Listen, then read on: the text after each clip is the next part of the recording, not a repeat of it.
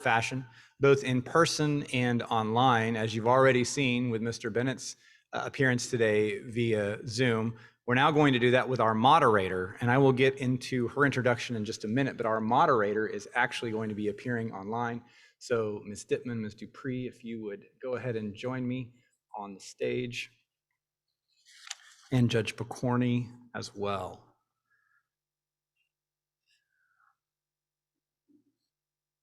I will introduce first our panel member, Judge Picorni. Originally from Independence, Kansas, Judge Picorni served as prosecutor in Montgomery, Shawnee County before being appointed to serve as a Douglas County District Court judge in 2009, where she has served ever since. Long and active member of the Kansas Bar Association, founding member of the Kansas Women Attorney Association, Judge Picorni has received numerous awards, including Woman of the Year and Outstanding Service Award from a variety of organizations. And as you've probably heard already today, but I'll say now, and you'll get more detail in a minute, but Judge Picorni runs a behavioral treatment court in Douglas County, a pre-sentencing diversion behavioral treatment court. I have traveled to, and Judge Picorni has allowed me to observe her docket personally, and it is amazing what is going on in Douglas County with Judge Picorni. I would encourage you, as you're writing your numerous questions that you're going to have during our Q&A, to have some questions for Judge Picorni on what's going on in Douglas County. We are thankful to have Judge Picorni here with us today.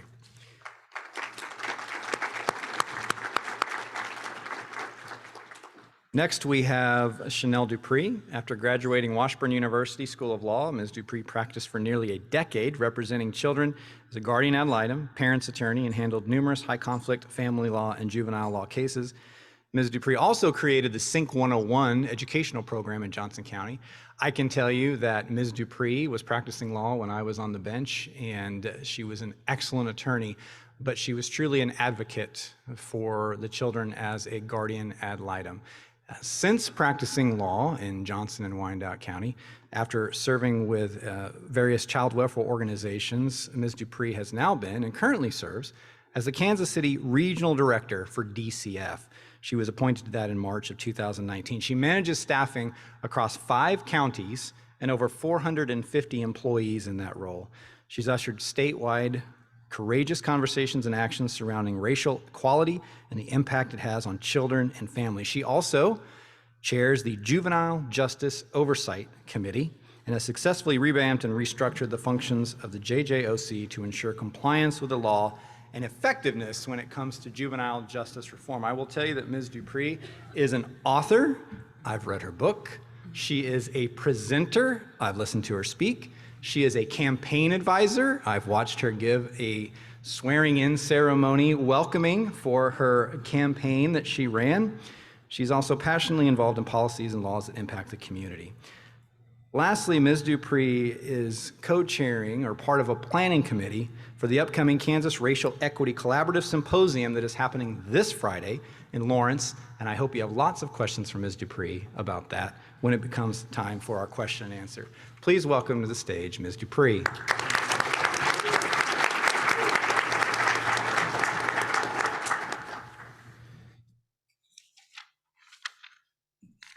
Our last in-person panel member is Lisa Dittman. Lisa Dittman is the superintendent at Larned State Hospital, and she has worked for the state of Kansas for 37 years, primarily at Larned State Hospital. I had the privilege 2 weeks ago to tour Larned State Hospital with Superintendent Dittman, and I will tell you that I learned when I was there that she started at Larned State Hospital right out of high school in the kitchen and continued to work for the hospital over a period of 37 years, going to school, receiving her education, working up through the system to eventually become the superintendent. And there's more. And she was contemplating retirement, but then the pandemic came along, and out of a sense of civic duty and service to the state of Kansas, she decided to voluntarily continue assisting Larned State Hospital. And when she told me that, my exact words to her were, do people know this?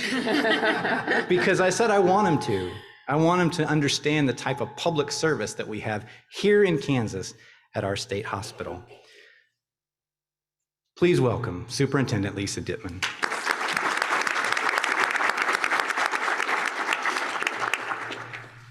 Before I introduce our moderator, on the note of being able to tour Larned State Hospital, I will tell you that I've also had the privilege to tour Osawatomie State Hospital. And the only reason that I tell you that today is that I have received pre-approval from Superintendent Dittman and Scott Brunner that if you are interested to reach out to them about seeing our state hospitals, and I would strongly encourage you to go.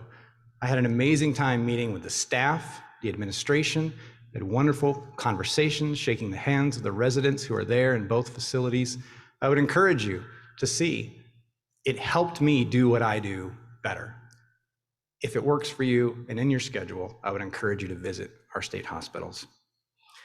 Our moderator today is Dr. Deborah Pinels. She is the Medical Director of Behavioral Health and Forensic Programs at the Michigan Department of Health and Human Services, Director of the Program in Psychiatry, Law, Ethics, and a Clinical Professor of Psychiatry at the University of Michigan Medical Center, and Clinical Adjunct Professor at the University of Michigan School of Law.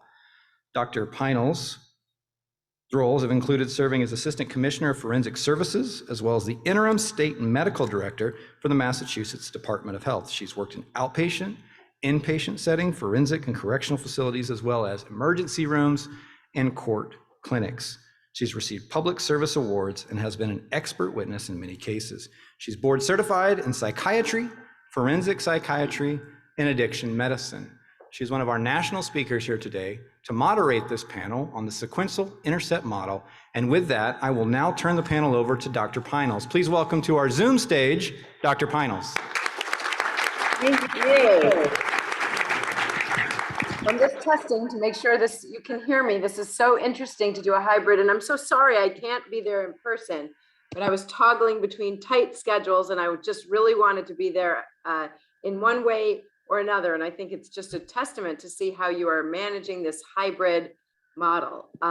So I am thrilled to be talking to you in Kansas, and I'm going to set the stage for our panel. So give me 1 minute to pull up my slides here.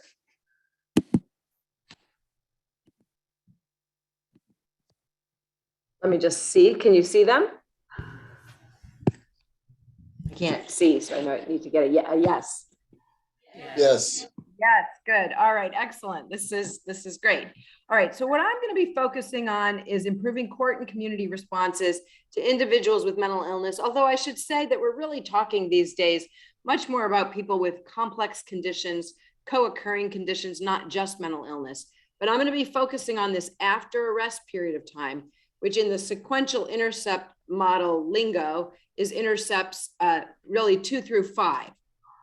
What and I'm going to spend a little bit more time on 2 through 3 so that you can understand, and then we'll talk a little bit about 4 and 5. So you already know that there is an overrepresentation of people with serious mental illness and substance use disorders in the criminal system. That is not surprising news. If it is, I'm glad you're here hearing it. It's something that many people, including all of the people probably who signed up for this conference, are trying to figure out how to address. We know that more than half of those incarcerated have some type of mental health history, and even more have a substance use history.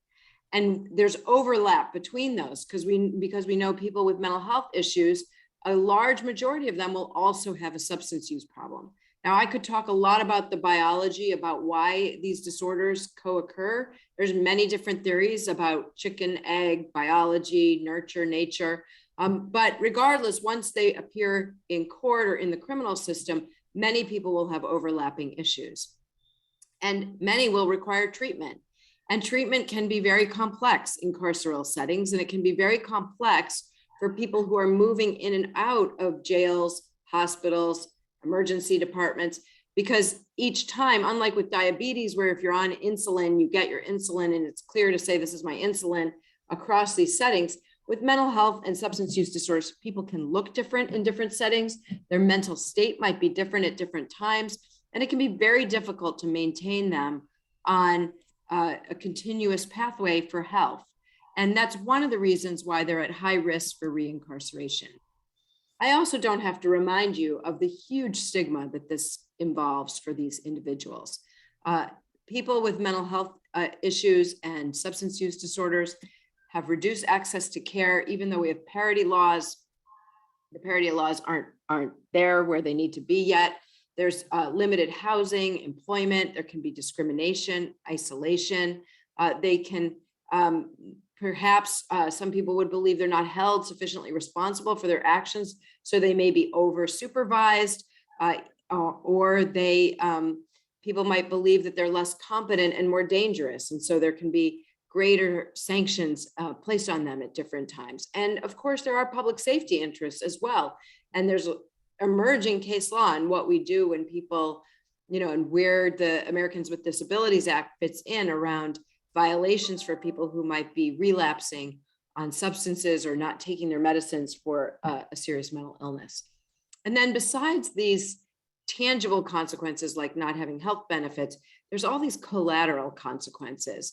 And that can just be, loneliness, other problems, like if you're going to school, you might not be able to have school attendance, you might not qualify for loans, you might have family disruption, child custody issues.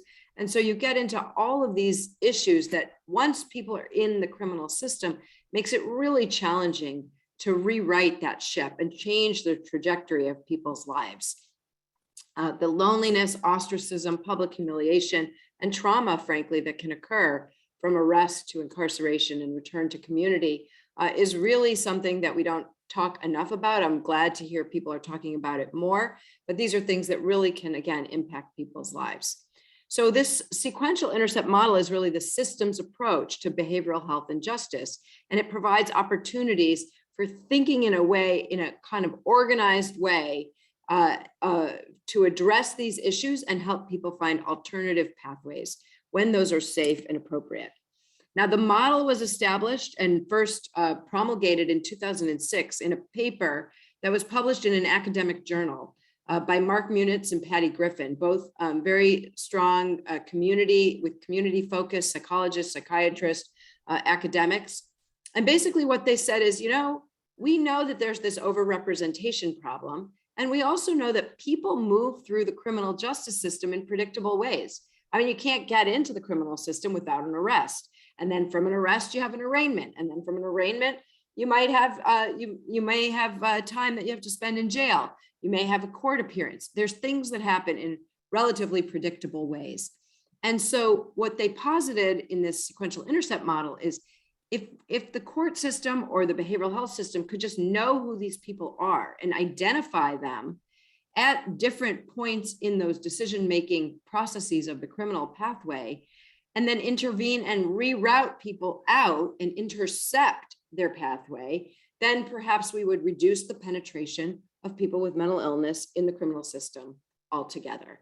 And so it really requires identification, access to treatment, diversion opportunities through the courts, the prosecutors, defense working together, and timely movement to engage with community resources. And so this sequential intercept model, after that paper was written, was put into a graphic that's sort of become this famous graphic people use. And it really, until 2017, it started with Intercept 1. There were 5 key intercepts starting with arrest. However, there was increasing recognition as we went out to community settings and did community mappings to understand where people have strengths, where they need to build bridges that didn't exist.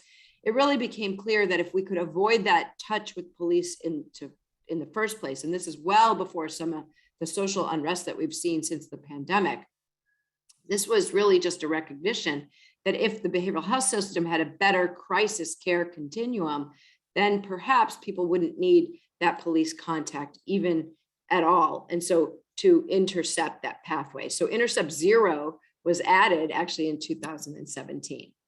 Now, to focus on Intercepts 2 and 3 for this part of the talk that I just want to cover, and you'll hear more about different things that are happening from our panelists, we're going to talk a little bit about that, just to drill down. So this is, again, after arrest, you see the line leads to that initial detention and that first appearance court. And these are critical periods of time where communities are trying to look at what is happening at that period of time when somebody could be identified as having a need. So for example, there have been legislative strategies such as the addition of pretrial services, bail reform in some states that's really looked at, okay, why are we holding this certain people? Are people disadvantaged by poverty? How can we look at bail as a way to intervene and get people who don't need to stay in a jail pretrial out and be assured that we're not going to compromise public safety and that people will return for their appearances. Now, these are just examples, and you can find them, throughout the country. This is an example of a district attorney or a prosecutorial diversion that was developed and occurs, those can occur even pre-arraignment, where the prosecutor allows for, community service or some alternative program rather than taking the person through the arraignment and then case processing through the courts. And lots of discussion about that. We've seen a lot of this actually, even with the opioid crisis, in terms of some of the Good Samaritan laws, for example, that allow for people to call for help without fear of arrest, or opportunities where people are in the courtroom and can invoke getting peer support, for example. Now, bail reform has been an interesting strategy. It doesn't focus on people with mental illness, but it is interesting to think about this study out of Kentucky from 2013, so it goes pretty far back, that showed that detention of low and moderate risk defendants increases the likelihood that they would engage in new crimes. So much like we understand for juveniles that a day in detention can lead more towards that prison pipeline, what we understand even for adults is that days in detention for low risk offenders can put them on a more negative pathway. If they're held for 2 to 3 days, this study found that low risk defendants were 40% more likely to commit crimes before trial. If they were held 8 to 14 days, they were 51% more likely to commit crimes 2 years after case disposition. So this should put a frame of reference on in our thinking caps around what does pretrial detention really mean? What is it meant for? And what unintended consequences may be coming from how we've sort of evolved to be utilizing it? So how does the sequential intercept model fit in?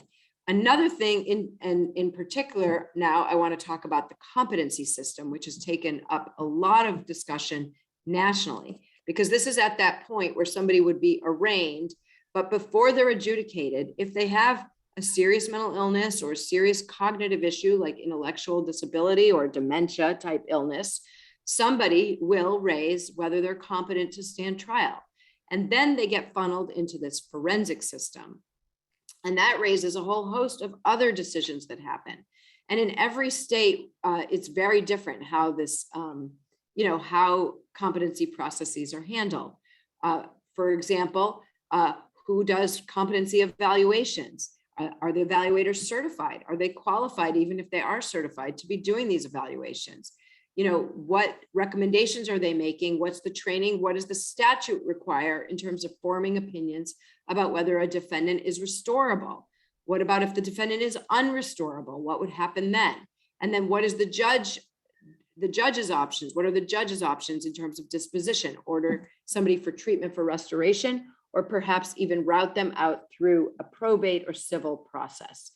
And what we know for people that are found in the competency system is that they too have a host of complex conditions. And in fact, given their cognitive limitations, you could argue they're some of the sickest people in our system. And yet when they get routed into the competency system, all sorts of tripwires go off. And sometimes there's even greater delays to get them into care than there are for other people, which is so ironic given the degree of functional impairment that they may have due to the multitude of complex conditions.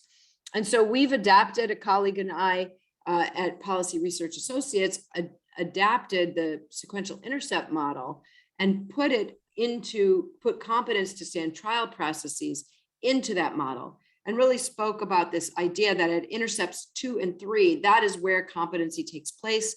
And that if individuals, rather than getting routed through the competency system, could be diverted just like other defendants into programs and services where they could receive proper treatment, then perhaps, again, we would help reduce recidivism rates and reduce the penetration of people with serious mental illness in the criminal system. And then we have a lot happening in health reform. A lot of people are very anxiously awaiting whether there will be federal legislation that will assist in this regard. This idea that what happens when somebody is in a jail, the healthcare goes into different hands, essentially. So for any of us who might be insured by our employers and, have private insurance and go to our doctors, we get that insurance, whether we get in the hospital or regardless of what happens. For people who are moving in and out of jails, even pre-trial, because jails are providing healthcare through other entities, locally contracted entities or national companies that provide care, and because financing is different, you're going to see a very different set of providers. You're going to have records that aren't shared. So there's a lot of discussion about how do we think of jails and prisons, not just as carceral settings, but as public health places where people go and need the same access to healthcare. So there's a lot to be said about that. We've been doing some work in Michigan with our Center for Behavioral Health and Justice out of Wayne State University that really was tracking individuals in ours. We have pilot initiatives that were funding sequential intercept type projects, and found that when people had received a contact with the community mental health system, while they were held in the carceral setting, they were twice as likely to receive that community service from that provider upon release. And that's really important data. And so we have this whole idea of what do we do to assess in custody needs? How do we get access to medications? How do we communicate with community-based providers? And how do we build in health information exchanges and data sharing between these different provider groups? Intercept 3 brings up other programs. You're probably very familiar with the specialty court services, and if not, you're going to hear about it from our panelists.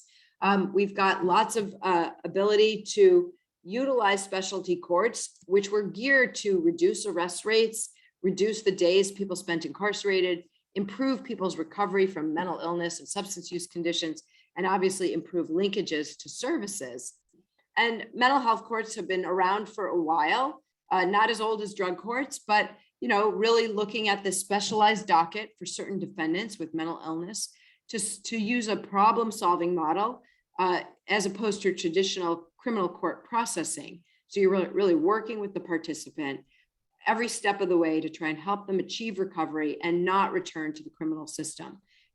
Defendants volunteer to participate with judicial supervision over the treatment plan and other court conditions.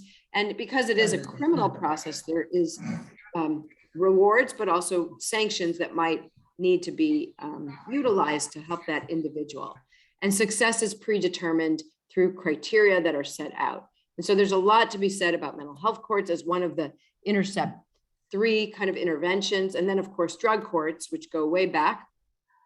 And these really follow the 10 key components. I know these are updated, but essentially they talk about using models where you're really trying to address somebody's addiction and helping to use kind of the tenets of therapeutic jurisprudence, the monitoring of the court, a team wrapping around the person, and a pretty structured program that allows for that person to move forward in their recovery journey and hopefully not return to the criminal system.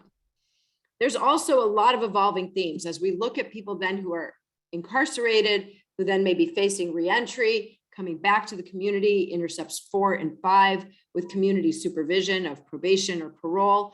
A lot of themes about enhancing trauma awareness, refining who target populations might be to benefit from these specialized diversion programs or alternatives to incarceration or specialized community supervision programs. A lot of work being done now looking at medications for addiction treatment for people with opioid use disorder and alcohol use disorder, and looking at criminogenic risks and needs and how those do or don't dovetail with some of the mental health needs that people might have.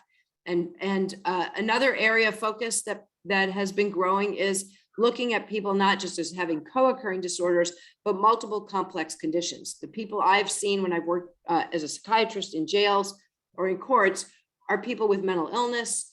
They are people often with substance use disorders, but they often have chronic health conditions too that warrant attention. And so the important point is to think about how do you build linkages across services and agencies and pay attention to funding and finances to ensure sustainable treatment.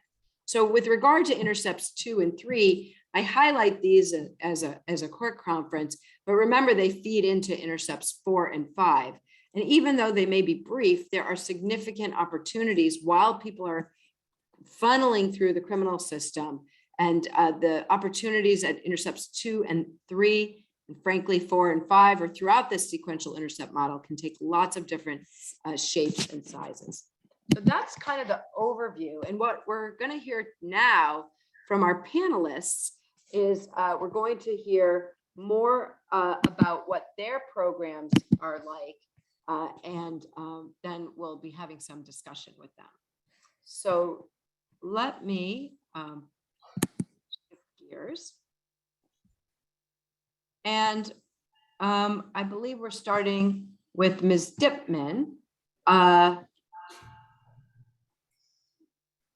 to talk a little bit about Larned State Hospital.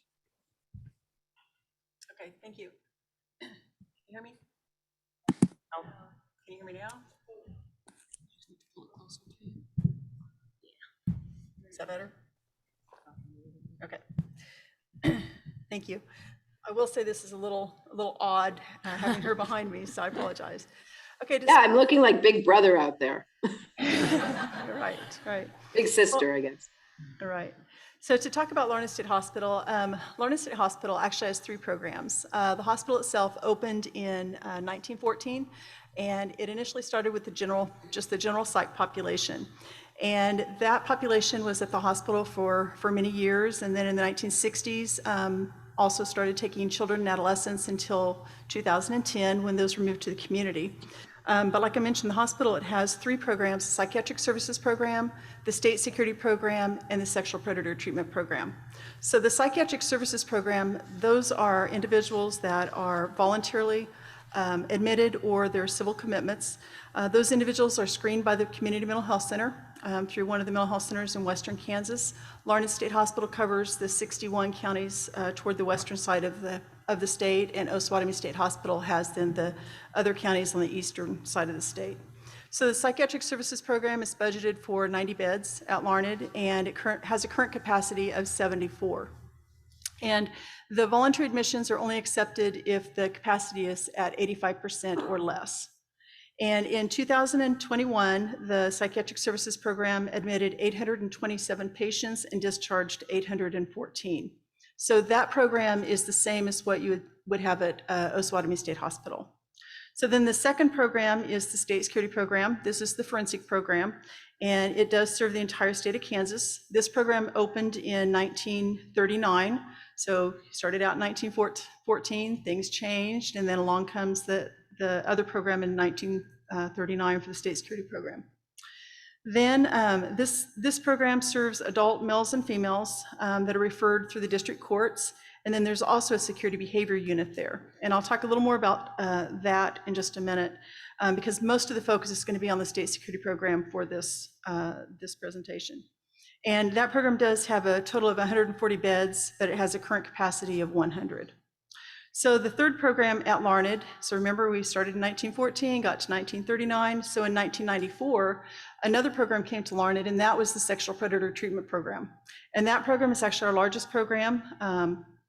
Those are individuals that are there through a civil commitment because they've been found to be a violent sexual predator. That program currently has 240 individuals in the inpatient program. That program, it has different tiers. In the Larned campus, we have tier 1, that's where they acquire skills. Then they have tier 2, which is where they actually demonstrate those skills. They do those through supervised outings, and they focus on self-regulation as well as relapse prevention. Then tier 3 is when they can move to reintegration, and we have 3 different reintegration facilities. We have one at Larned, there's one at Osawatomie, and there's one at Parsons. So after reintegration, then they can move to transition and then ultimately to conditional release. And all of those are supervised along the way in different steps. So across the state of Kansas, there are currently, like I said, 240 inpatient individuals in the Sexual Predator Program. There are 23 individuals in reintegration, and there are 19 that are on conditional release throughout the state. So I want to go back then to the state security program, because like I said, that's really the focus of the presentation today for this panel. So state security program, like I said, it is the forensic program for Kansas.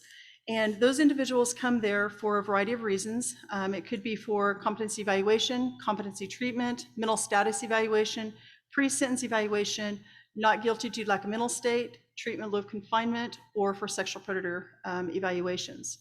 So those are all of the statutes that they would get referred through the district courts on. Then we also have the unit, it's called a security behavior unit. It's the only unit in Kansas. It serves Osawatomie State Hospital as well as Psychiatric Services Program. Those are individuals that are too dangerous to be on those open units, and so they're transferred then to that unit. And like I said, it is the only unit in Kansas, so it does serve the entire state. So the admissions to the state security program, they are coordinated through KDAD's legal division. All of the orders are received there, they're all reviewed. And then when the individual comes through that order, then they're put on a wait list. That does start to have that review, and later on I'm going to talk about mobile competency. And so that's where the initial review of the order is done to determine if somebody could be served through mobile competency or if they do need to come to the inpatient treatment at Larned. So one of the things we've noticed is there are obstacles and there's bottlenecks to the process. The first thing that we have to do is we have to recognize what those are, and then we try to work to figure out what can we do to impact or overcome those obstacles. So some of the obstacles we've seen is just the availability of bed space at Larned. So that's an obstacle, there's not enough beds. Another one is, of course, COVID-19 hit Larned just like it did anywhere else. Staffing shortages, not only at Larned, but also across the state. Transportation to get individuals from the eastern side of Kansas out to Larned. A majority of the individuals do come from Sedgwick County, Wyandotte, the more populated, Shawnee County, Johnson County. So those more populated areas, we do see more individuals from there. Also, when an individual is found to be not competent, then when they move from being not competent to treatment for that competency restoration, we see that there's also a delay there. And then there's also limitations in court orders. Sometimes court orders order specific things, and we have to follow those court orders. And so if there's maybe a broader order that could be sought, then we have to go back to the court and we have to ask for those orders to be changed. So what do we do about that? One of the things that Larned's been doing is working to modernize the forensic evaluation process across Kansas.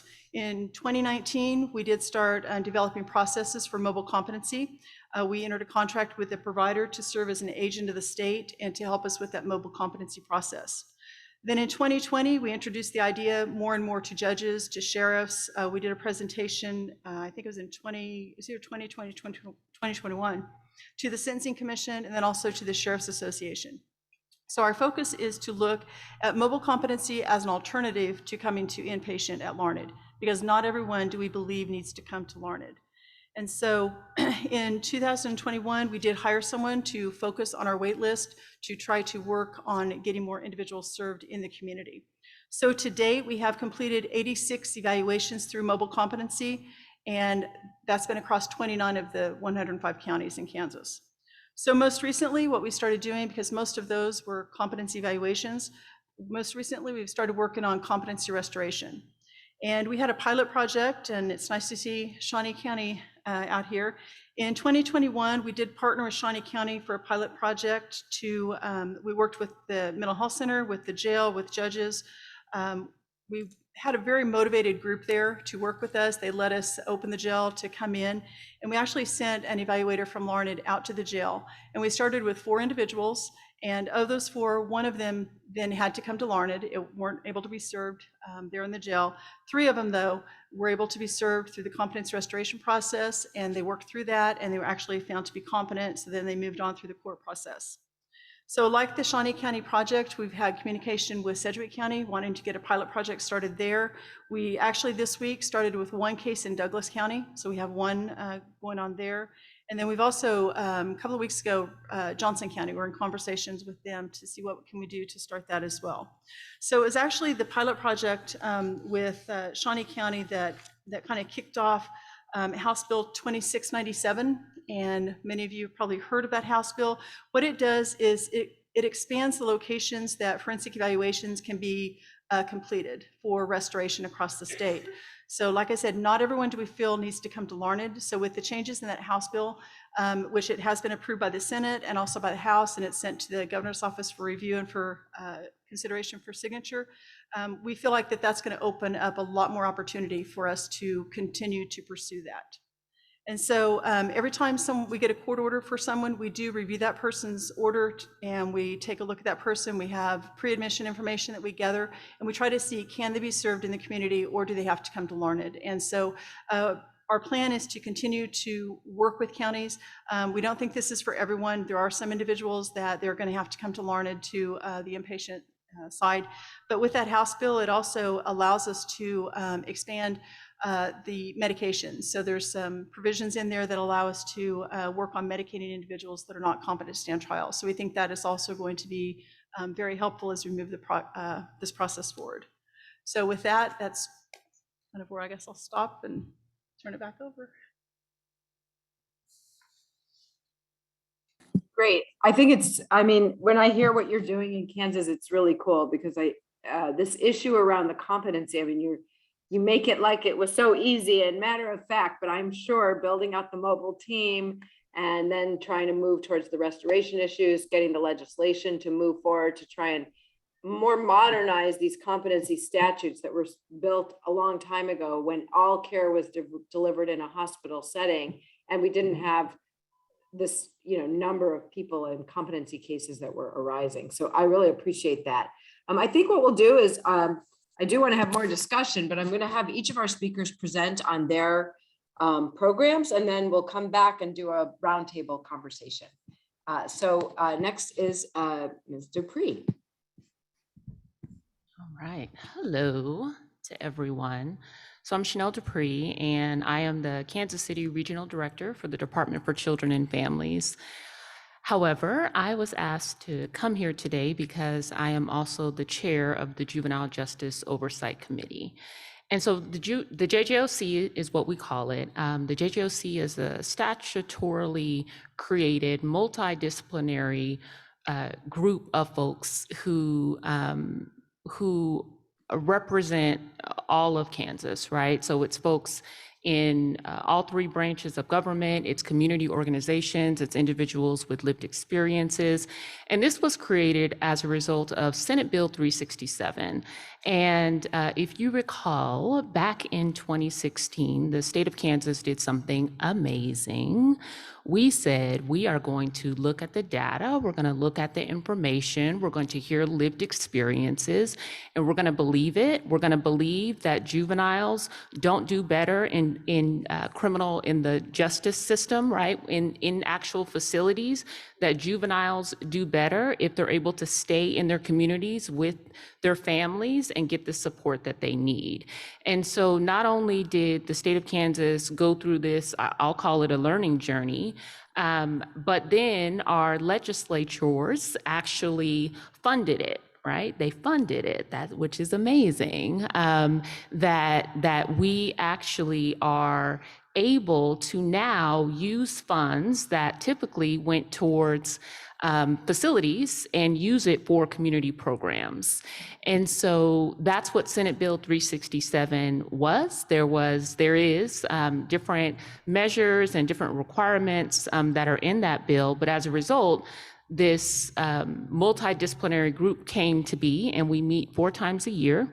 And we bring about our different experiences and what's happening, and then we look at and make sure that we are complying with what Senate Bill 367 says that we need to do.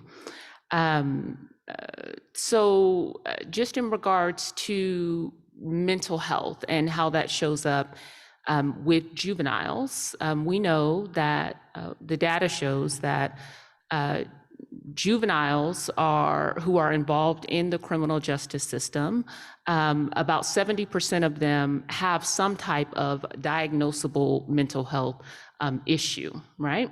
So that's what the national data shows.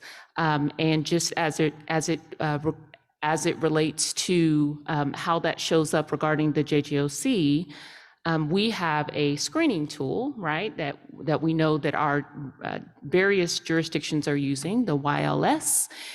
And we recently had a report that was done back in 2020 to where we wanted to understand, we wanted to validate the tool and to make sure that it is doing what it says that it is going to do in concern of assessing whether a juvenile needs to stay in or whether they can be out. And so in looking at that, and I'm going to kind of be talking about a few different things here, because, you know, we're all here because mental health is an issue that oftentimes we admire the problem, right? So we see that it's an issue, but we feel like the problem is so big that we're not really sure how to address it. And that takes place in many different areas. But instead of just admiring the problem, right, we're all coming together and we're saying that we're going to have these courageous conversations and figure out exactly what we can do from where we sit to address the issue. The other issue that is that we're seeing, at least in the juvenile justice system and the criminal justice system, is the fact that more Black and brown children are in the system, right, that they're represented more in the systems, but they're represented less in the population. So there's a disparity there. And so going back to the YLS, what we found is that it's a great predictor for Caucasian children, but for children of color, we have some work to do regarding that YLS tool.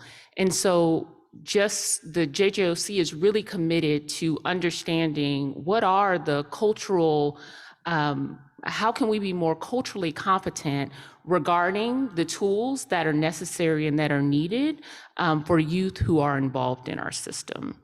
And so I'll stop there and just see if there's anything else. I think, yeah, no, I think that's great. And definitely I have some thoughts. I was taking notes and I love that we're having a focus on this. This is when we were discussing, you know, how the panel was going to come together. This is such an important area. And frankly, even though, you know, the DEI issues are relevant for juveniles and adults. And I've always thought, having worked in the juvenile justice system for a long time, that we can learn a lot from the juvenile system. And sort of thinking about how to address disparities, how to think about family connections, natural supports, help support people living in their natural environment. So definitely looking forward to further discussion. But I want to make sure that Judge Pokorny has her time. And so I'm going to now turn this over to Judge Pokorny, who will talk about her program. And then we'll circle back and we'll see how we navigate this hybrid panel discussion. Thank you very much. And this really is a hybrid. One of the things that I find that people ask me about the most is, how do you get a behavioral health court started in your jurisdiction or a treatment court? And I agree with, I don't remember who said it as a panelist before, is we shouldn't all be trying to reinvent the wheel for each of our jurisdictions. So before I even start in the specifics of the Douglas County Behavioral Health Court, I would direct you to that scan that you all received as far as materials on the Douglas County website itself. You know, of course, like all websites, you have to click, click, click, but navigate over to the district attorney's side. Then there's alternatives to incarceration. And there is the entire template for behavioral health court on the Douglas County website. It has our criteria for admission. It has our handbook. It has an explanation of phases, because to actually graduate from our behavioral health court, you have to complete 4 phases that take about a year. There's also information on sanctions and incentives. And then there's me. You can always call me, and you can always call the district attorney's office. A number of the people who are in this audience have actually come to observe the Douglas County Behavioral Health Court. With some heads up, we are more than happy to have observers come to actually see what we do, to ask specific questions about why we do what we do. And we welcome all comers, all takers, and anybody who's interested.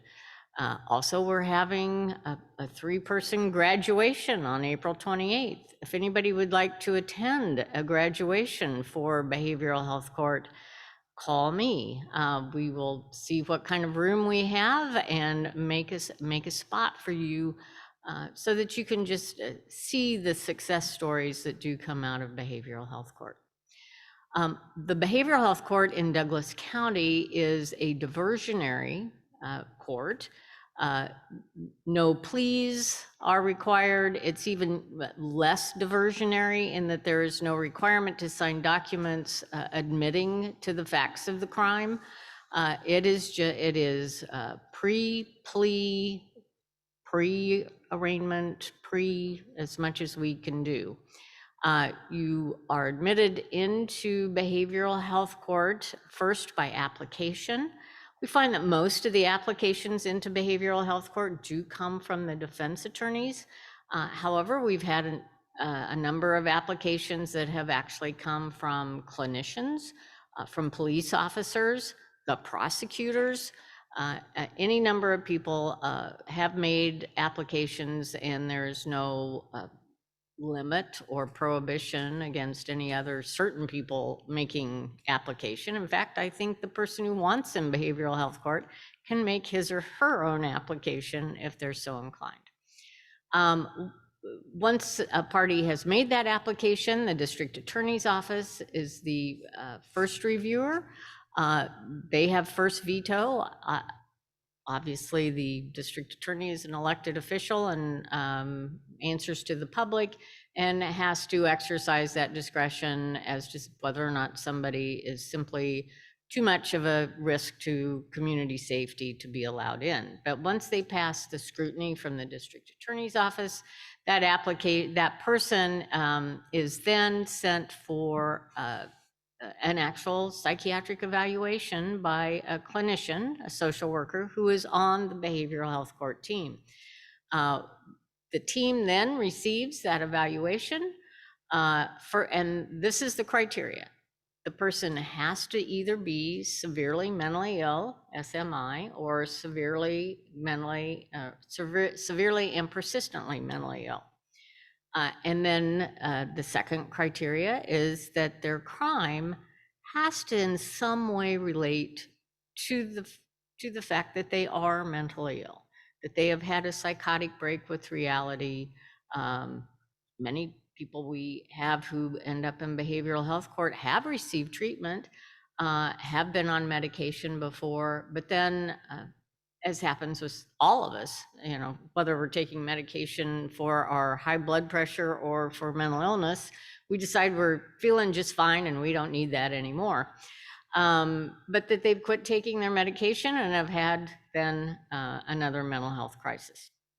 As far as so as I said, there needs to be some tie-in between the offense that's committed and that person's mental illness.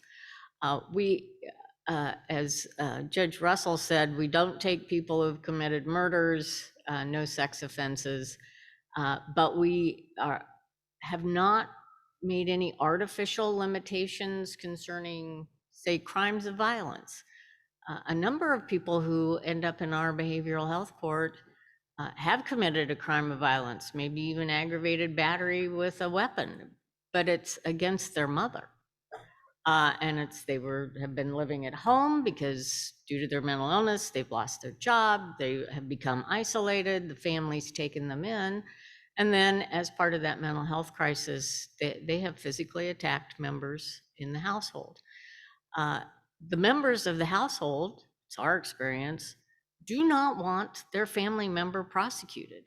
They want somebody to get help for that family member. And when they find out that there's a possibility they could be diverted from the regular track of a court system, they are very enthusiastic with the thought of having that loved one in the Behavioral Health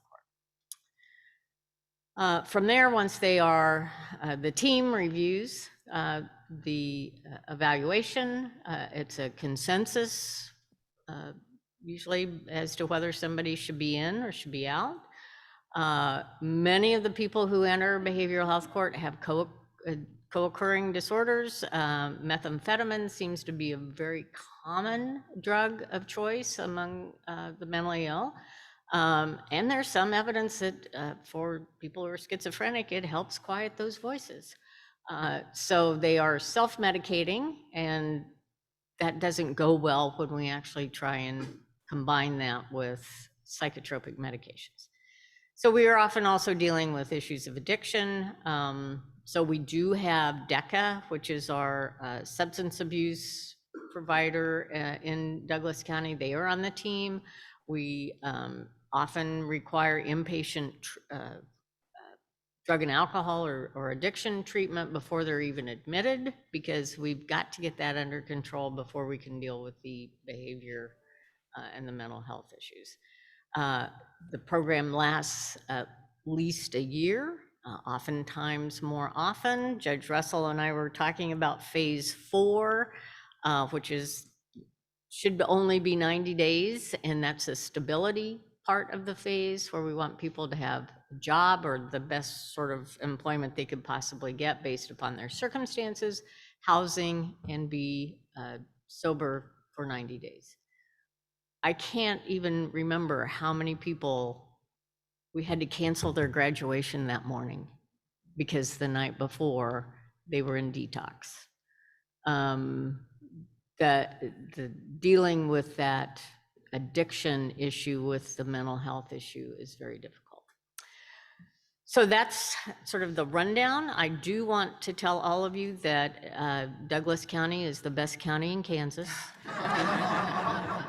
It is the best county in Kansas because we have the most amazing support systems in our county, starting with our county commissioners who have made it a priority to make sure that the jail is not housing of first resort for people with difficulties in Douglas County.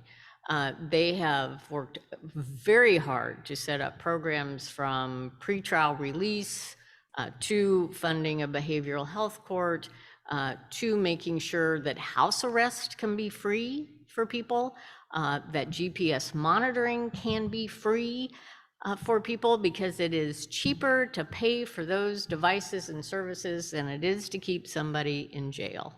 And we do keep statistics on the successes and failures of behavioral health court. And we're not 100% successful because we don't take the easy cases. We have people who have very difficult circumstances, but our statistics do show for the people who have successfully graduated from behavioral health court, that has exponentially reduced the jail days and hospital days that they use, or those services that are used after their graduation, rather than people who have been in behavioral health court have not succeeded in the number of jail days and hospital days that then they use or are imposed upon them in some cases. So that is a very brief overview. That's why I wanted to make sure that you knew there was lots of information on the website if this is something that your county is interested in. Another thing that I keep talking about, though, I've talked to a number of counties that are much smaller, have much fewer resources than Douglas County, and they said, this all sounds great, but we don't have the kind of money that has been used to start your court.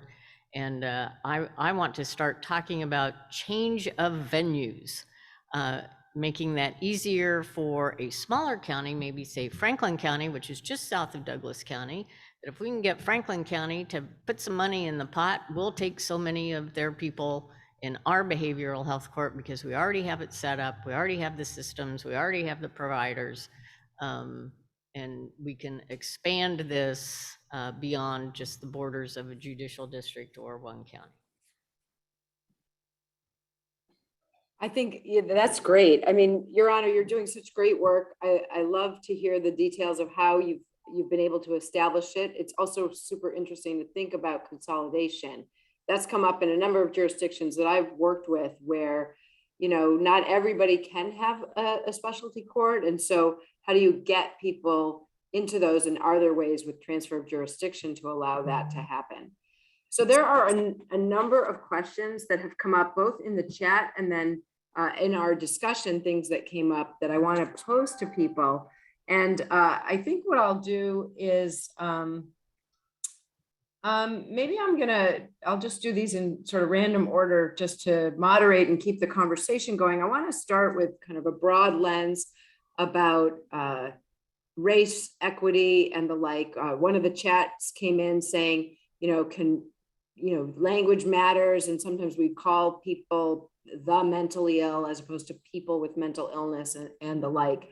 But I would like to understand from Ms. Dupree, as we look at kids coming up through the system, what race equity issues are there that really have been impacting juveniles?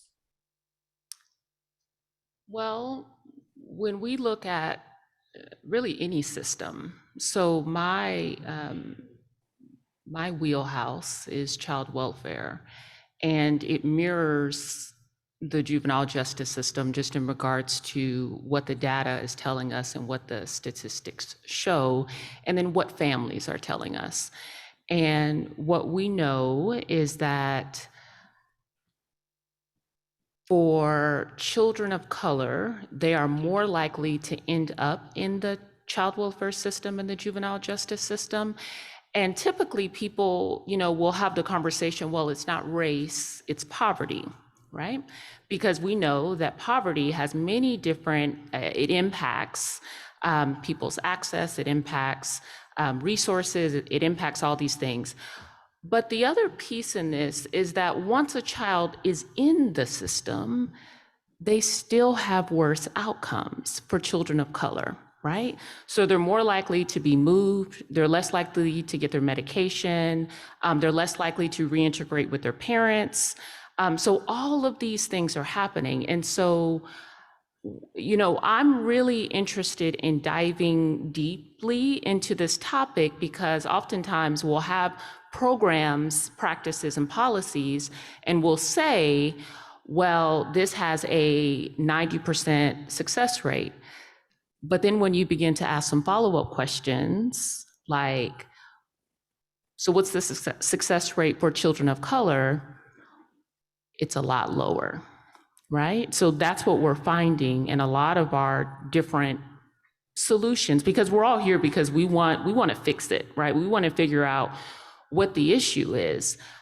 But we also have to understand, we have to struggle with some things at times. And sometimes the answers are not easy, and it's not something that we as professionals and administrators can necessarily create. We have to begin involving people with lived experiences and the communities that they're living in.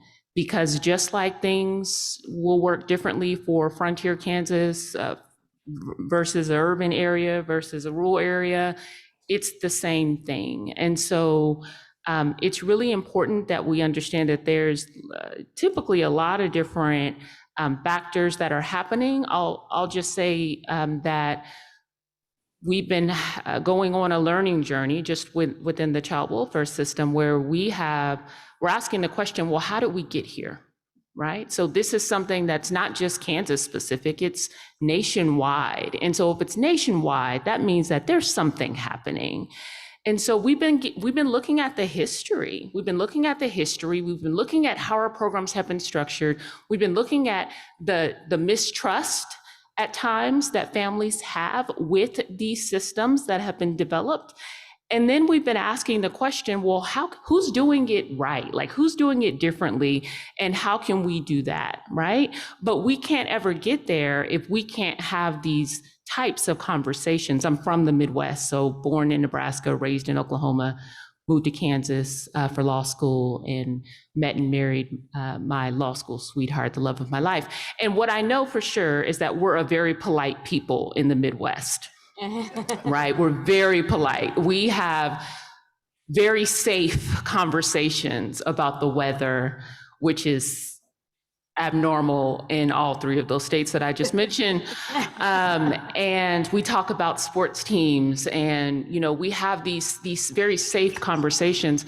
But when we begin to talk about things like race and equity and justice and equal access, then at times we can clam up and feel very uncomfortable, and we just don't want to talk about it because it's so big that how can we even address this? But it happens in rooms like this, right? It happens when Judge Wanell, who from my understanding really doesn't have a background in mental health, but went to a seminar, went to a program and said, I want to begin impacting that and doing something different and impacting change and bringing people together, right, who can have the tools to do that. And then begin asking the question, but why isn't it working in this community? So it's multifaceted. And in order to have a solution, we have to have more than just the mental health community in the room, right? We need to understand like the socioeconomic factors as well, and all those different, health equity, all of those different things that feed into it.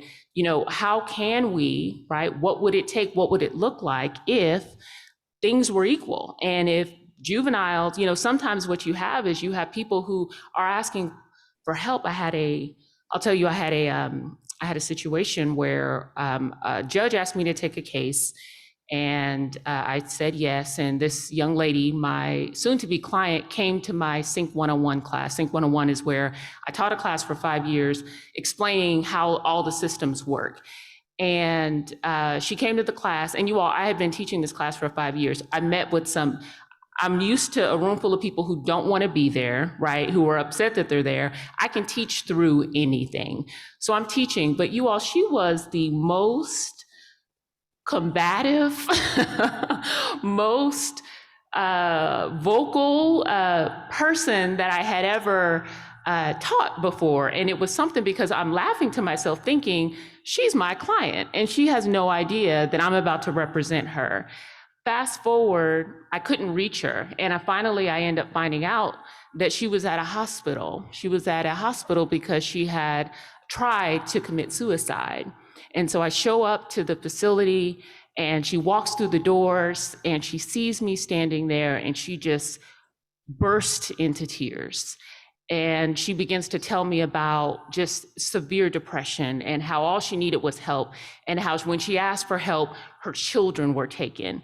And so this was a woman of color. And this is a common story that at times happens when people are struggling, but they have to be strong, right? They can't show any weakness because if they do, then there's severer consequences for certain populations. And so it's just a very important conversation to have, and just glad that we're able to use our voices to do that here today.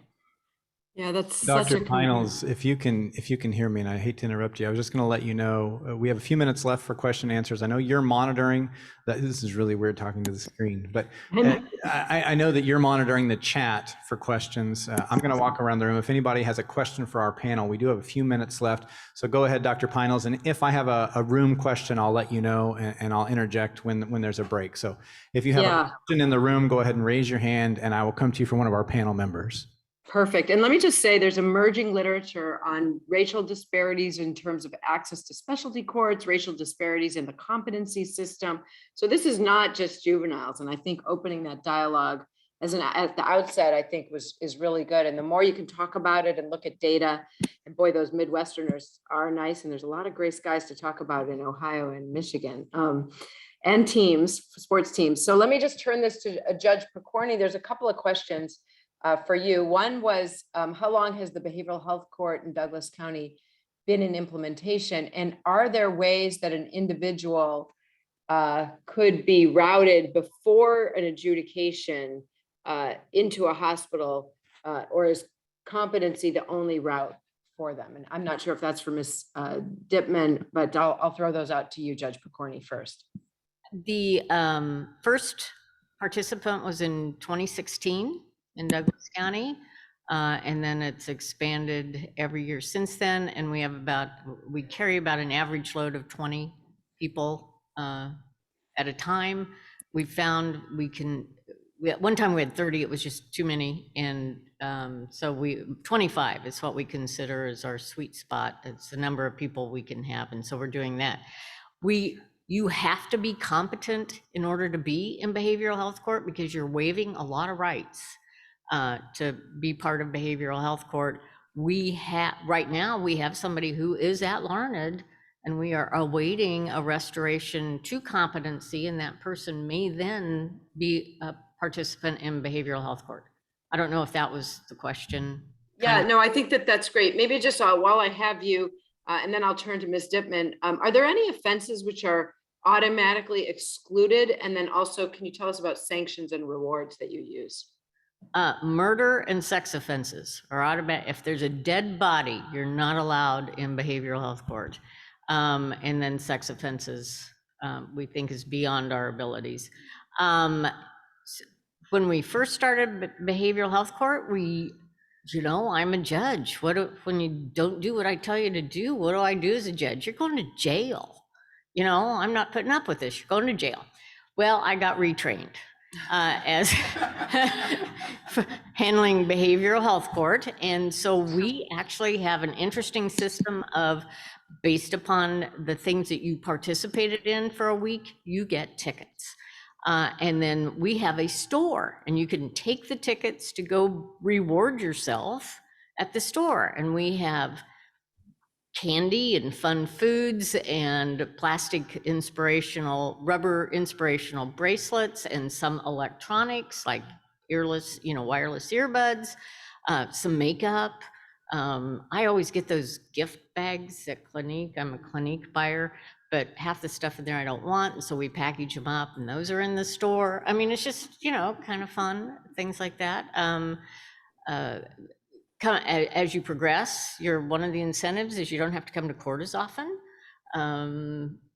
So praise, people respond very well to praise. And so we do don't focus on what they're doing wrong. Let's try and focus on the one or two things that they did right this week. And then we have an all-star of the week, and we all stand up and clap and say, this is the person who had the best week and why. And so we have others, but those are the big ones, I would say, right now. So I think we probably have time for one more online question, one more room question. If you have a question from our audience, let me know. We've got time for one more from the audience. I will tell you that we had a question in the chat for you, Superintendent Dittman. What percentage of success or any additional data that you can share with us as it relates to what you would deem the success of the SPP program at Larned State Hospital? That was a question in our chat room. And if you have an in-person question, go ahead and raise your hand and I will come to you. And Superintendent Dittman, if you want to address that, please. When you say success, are you talking about completion of the treatment or what? Completely anonymously submitted to me, so I don't know. I don't know what. How do you define success? Answer both. Okay. Well, I mean, I can tell you right now, as far as the number that are in conditional release, I didn't bring any real statistics on anything, but as far as those in conditional release from sexual predator program currently are 19. So those are 19 individuals that are close to being completed through the program, and then there are 23 that are in reintegration currently. Thank you, Superintendent Dittman. So Dr. Pinels, if you have one last point or question, then I'm going to conclude the panel and give some final instructions to our attendees today, but I did want to give you that one final opportunity. Yeah, let me ask Superintendent Dittman, can you just say a little bit about the mobile competency, and is it for every offender so people know what might be eligible in their jurisdiction? As far as mobile competency, a lot of it's done through televideo. We've just recently, like I said earlier, started going into the jails to start doing some restoration services there. So is it for everyone? I would say no, it's not. Individuals are going to have to be medication compliant. They're going to have to be willing to either come before the person or do the televideo. They're also, if they have if they're at an imminent risk of danger to someone, they're probably not going to do that well. Also, if they're going to be able to be restored within 60 to 90 days, then they're going to meet that criteria closer to do mobile competency versus needing to come to the hospital. Great. I think it's a really innovative model, and it's really cool to hear what Kansas is doing. And I just want to say, I think, so this gives you a flavor of Intercepts 2 through 5. You're sort of looking at that court interface. That's why we emphasize 2 and 3. But really think about this model as a way to identify where are your gaps, where are your strengths, and leverage those within your own communities. And obviously you have some experts right here in Kansas that you can lean on to see how they've been working in this space. So I really want to thank you for allowing me to participate, and especially allowing this hybrid model. I hope it worked okay for the audience. I'm eager to hear what the feedback is. I know people want to learn about these hybrid approaches, but Your Honor, Judge Winnell, thank you so much for your interest and passion on this really important topic. Thank you, Dr. Pinels. And I believe we have one final point from Ms. Dupree. Just want to and then I share a will wrap up. resource, the Family Mobile Crisis Helpline. So we have a helpline that is through DCF, through the Association of CMHCs of Kansas, and through the Kansas State Department of Education. And so if you have a child between the ages of 0 to 20 years old and they are experiencing a mental health crisis, this launched in October of 2021. It is, there's a number that you can call 1-833-441-2240, and they'll either talk to you, and if they need to go out to the home, then they'll do that as well. So we do have that resource here in Kansas. And Ms. Dupree, if you could, just in case someone didn't get that number, if you could give that to Andy Hansen, who's kind of monitoring our chat, we can put that in the Zoom room. Or if you're in person, you need that number, you can ask Ms. Dupree for it at the conclusion. So before I make some final comments, I do want to say one final time thank you to Dr. Pinels, Judge Picorni, Ms. Dupree, and Ms. Dittman for being here today. Would you join me in welcoming them? Thank you so much. So this is the